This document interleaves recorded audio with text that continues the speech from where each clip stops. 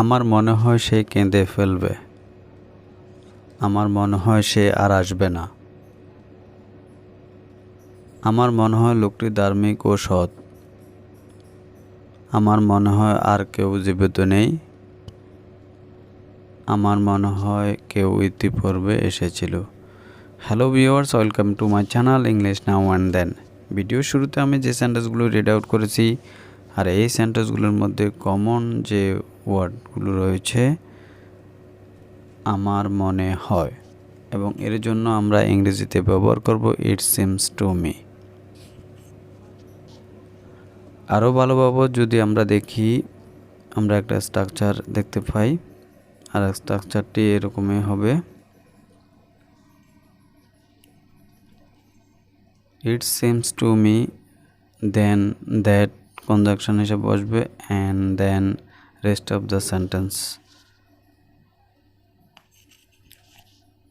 তাহলে চলো আমরা এবার কিছু এক্সাম্পল দেখে নিই। তার আগে বলে রাখি, আপনি যদি আমার চ্যানেল নতুন হয়ে থাকেন তাহলে অবশ্যই চ্যানেলটি সাবস্ক্রাইব করবেন।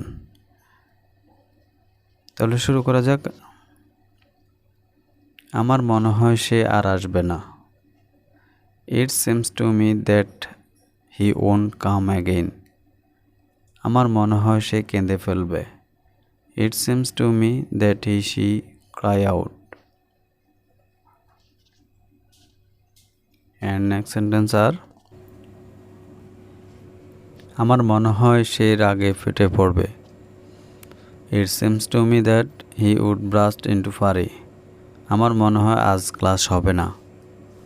ইট seems to me that there is no class today.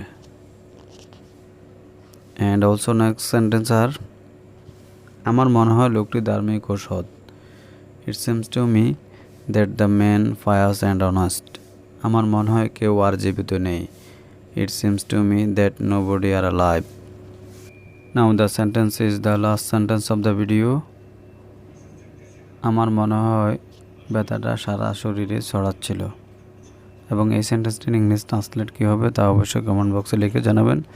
Thank you all, thank you everybody. Please do like, share and comments, and never mistake to subscribe this channel. Thank you.